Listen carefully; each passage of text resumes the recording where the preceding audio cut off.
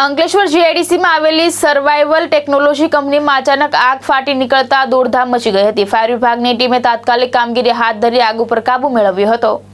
Ankleshwar GIDC વિસ્તારમાં આવેલી survival technology કંપનીમાં અચાનક આગ લાગતા કર્મચારીઓમાં અફરાતફરીનો માહોલ સર્જાયો હતો. આગ લાગતા કંપનીના પરિસરમાંથી ધુમાડાના ગોટે ગોટા આકાશમાં ઉડતા જોવા મળ્યા હતા, જેના કારણે આસપાસના વિસ્તારમાં પણ ભયનો માહોલ ફેલાયો હતો.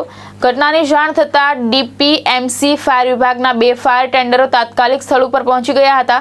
ફાયર બ્રિગેડના જવાનોએ ભારે જહેમત બાદ આગ ઉપર કાબુ મેળવી લીધો હતો, જેના કારણે આગ વધુ ફેલાતી અટકાવી શકાઈ હતી. સદનસીબે આ ઘટનામાં કોઈ જાનહાનિ કે ઈજાની ઘટના સામે આવી નથી, પરંતુ આગ લાગવાનું ચોક્કસ કારણ પણ હજુ સુધી સામે આવ્યું નથી. સમગ્ર મામલે સંબંધિત તંત્ર દ્વારા વધુ તપાસ હાથ ધરવામાં આવી રહી છે. આજરોજ અંદાજિત 12:15 વાગે અમને ફાયર ઇમરજન્સી કોલ આવ્યો હતો કે સર્વાઇવલ ટેકનોલોજીસ કંપનીમાં ધુમાડા દેખાઈ રહ્યા છે. તેથી તરત જ અમે અમારી ટીમ ઘટના સ્થળ પર રવાના કરી. સ્થળ પર પહોંચ્યા ત્યારે જાણવા મળ્યું કે એ લોકોની ફર્સ્ટ ફ્લોર પર કંઈક લેબ છે, એ લેબમાંથી કંઈક ફાયર ચાલુ થયાનું જાણવા મળ્યું. એકદમ ચોક્કસ રીઝન નથી ખબર, કદાચ ઇલેક્ટ્રિકલ શોર્ટ સર્કિટ હોઈ શકે, કારણ કે અત્યારે હવામાન ગરમ ખૂબ જ છે અને એના લીધે આ થઈ શક્યું બની શકે એવી શક્યતા છે.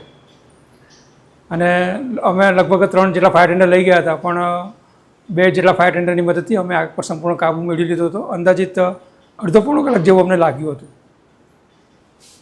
ધર્મેશ રાણા, દ્રષ્ટિકોણ ન્યૂઝ, અંકલેશ્વર.